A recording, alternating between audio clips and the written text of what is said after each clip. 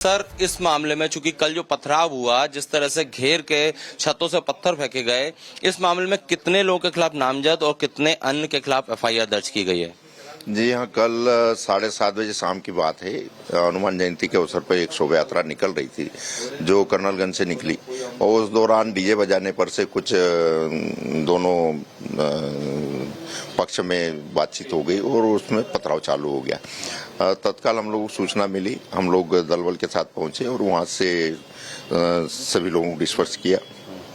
एक पक्ष की रिपोर्ट पर 5 नामजद आरोपी और अन्य 15-20 लोगों के खिलाफ प्रकरण पंजीबद्ध किया गया है और रात्रि में ही पूरे क्षेत्र में हम लोगों ने पुलिस पॉइंट लगा दिए, मोबाइल लगाई, 3 जिलों से फोर्स भी आए, उनका भी ड्यूटी लगाई गई और सर्चिंग दौरान हमने 9 लोगों को रात्रि में अभिरक्षा में लिया जो गिरफ्तारी की गई है और उसमें जो नामजद आरोपी हैं उनके खिलाफ आपराधिक प्रकरण भी दर्ज पहले से हैं। अच्छा, जो मुख्य आरोपी है विक्की पठान, उस पर कितने केस चल रहे हैं सर?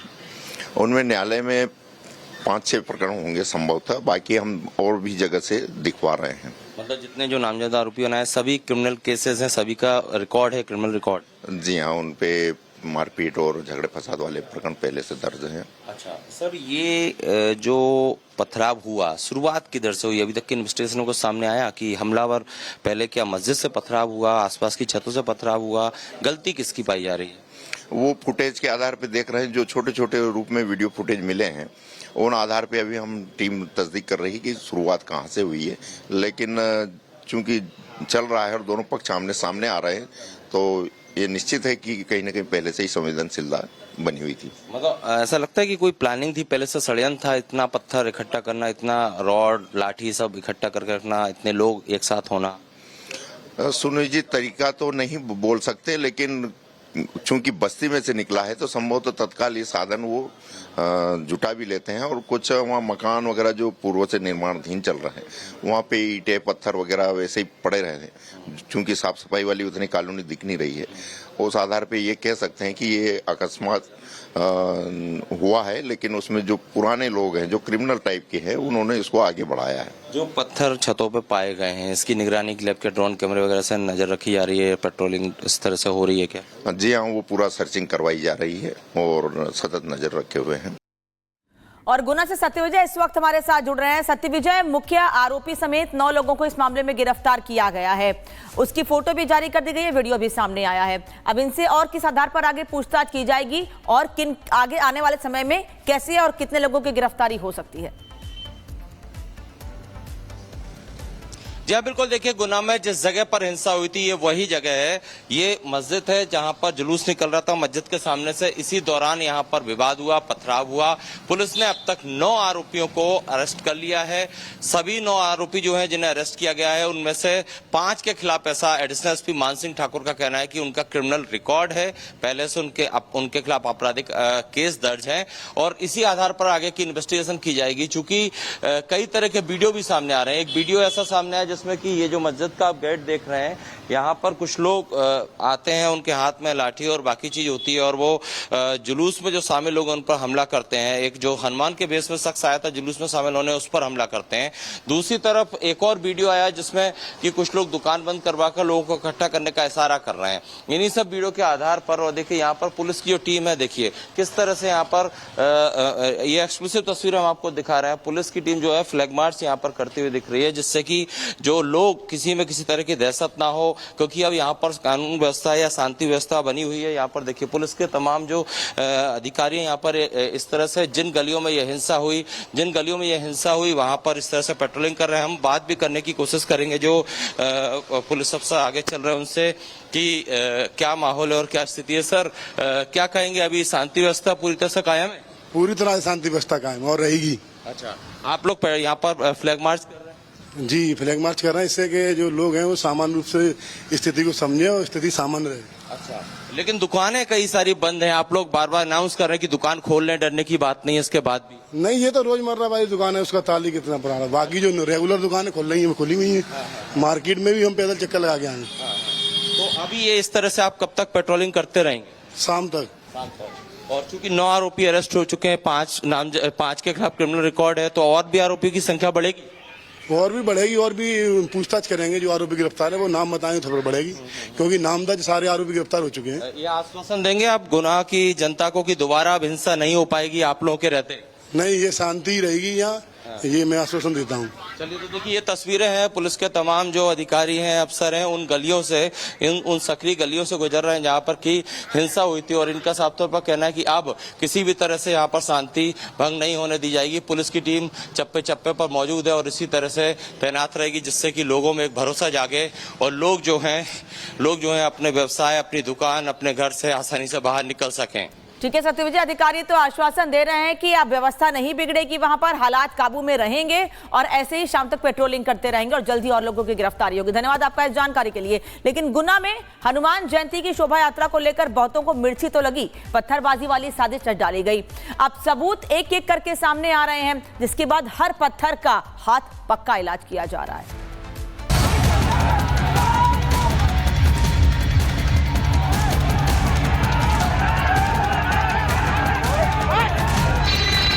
गुना में गुनाह के पहले ये सबूत देखिए।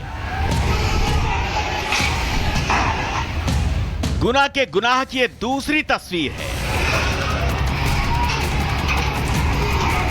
गुना में हनुमान जयंती पर शोभा यात्रा निकली तो नफरती आग फैलाने वाले आग बबूला हो गए।